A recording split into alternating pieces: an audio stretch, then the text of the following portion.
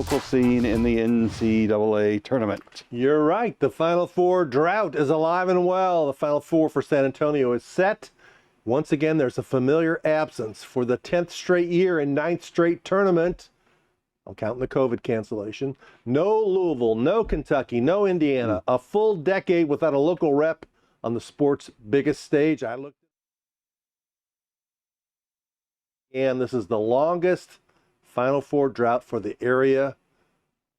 Previous one was 6, so it's been, we've set a record now 3 years in a row. Yeah, who's going to finally break through and when? Well, that's a big question, but it was for a while. It was like we kind of took it for granted. We're going. There was for a while we covered it. No matter who was in it, it didn't matter. We got to go cover it.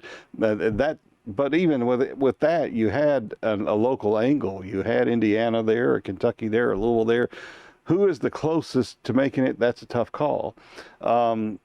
Kentucky, I think, always is the closest to making it because they have the bigger name, they have the more recent success, and that's just how it works. I don't know what their NIL budget is, say, compared to Indiana, Louisville. I think all three operate fairly comparably, but there's culture to be built at Indiana. Louisville has just begun its rebuild.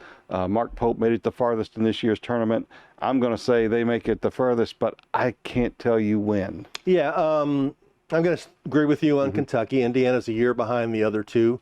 In many ways, I think Pat Kelsey had a more impressive first year. They did go 18-2 in a weaker conference, but if you look at their analytics, they're one of 14 teams only in the country. They're ranked top 30 on offense and defense.